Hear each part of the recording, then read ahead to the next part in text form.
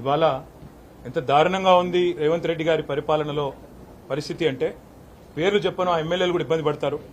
ఒక ఇద్దరు ఎమ్మెల్యేలు పార్టీ మారిన వాళ్ళకి వాళ్ళ నియోజకవర్గంలో డీఎస్పీలు ఫోన్ చేసి మీరు మారండి, మారకపోతే మీకు ప్రాణగండం ఉందని కొంతమందిని భయపెట్టారు.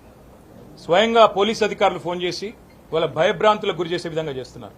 ఇవాళ బీజేపీ చేస్తేనేమో వాషింగ్ మెషిన్ అంటారు, పాపాలు చేసిన వాళ్ళు అందులో పోతే పాప ప్రక్షాళన జరిగి బయటకు వచ్చిందని మాట్లాడుతూ ఉన్నారని చెప్పి రేవంత్ రెడ్డి గారు కాంగ్రెస్ పార్టీ ఆక్రోశిస్తుంది. వేరే రాష్ట్రాల్లో బీజేపీ కాంగ్రెస్ ఎమ్మెల్యేలను తీసుకుంటే మర్డర్ ఆఫ్ డెమోక్రసీ అంటారు. కానీ మరి ఇక్కడ మీరు చేస్తున్నది ఏంటి అని వారిని అడిగితే సమాధానం రాదు. కానీ వారు చేస్తున్నది కూడా సేమ్ పని. ఏం చేస్తున్నారు? కొంతమంది మీద కేసులు, విజిలెన్స్ దాడులు. మా రాజశేఖర రెడ్డి గారి బిల్డింగ్ పడగొట్టినారు, మా రాజశేఖర రెడ్డి గారి కాలేజ్ బిల్డింగ్ పడగొడతారు. మల్లారెడ్డి గారి ఆస్తుల మీద పోయి వాటిని ధ్వంసం చేస్తారు. కొంతమందిని డైరెక్ట్ గా మీకు ప్రాణగండం ఉందని భయపెడతారు. కొంతమందికి బిజినెస్లుంటే ఆ బిజినెస్ల్లో విజిలెన్స్ వాళ్ళని పంపించి ఇంకా ఇతరత్ర సంస్థలను పంపించి ఇబ్బంది పెట్టే ప్రయత్నాలు.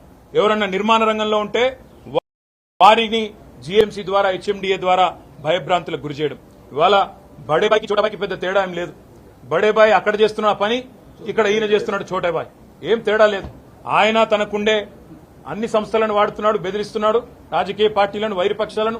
ఈయన కూడా అదే పని చేస్తా ఉన్నాడు. మాకు పార్టీ మారిన ఎమ్మెల్యేల మీద సానుభూతి ఉంది. ఎందుకంటే వాళ్ళు రాజకీయంగా ఆత్మహత్య చేసుకున్నారు. వారిని నేను కాపాడలేను, ప్రజలు తప్పకుండా వారిని శిక్షిస్తారు ప్రజాక్షేత్రంలో. అందుకే మేము చెప్పేది ఇవాళ రాజకీయాల్లో హత్యలు ఉండవు, ఆత్మహత్యలే ఉంటాయనడానికి ఇవే ఒక గొప్ప నిదర్శనం నేను అనుకుంటా ఉన్నా. చాలా విషయాలు చెప్పాము, ఇంకా మిగతా విషయాలు చెప్తే మీరు ఇంకెక్కడికో వెళ్ళిపోతారు.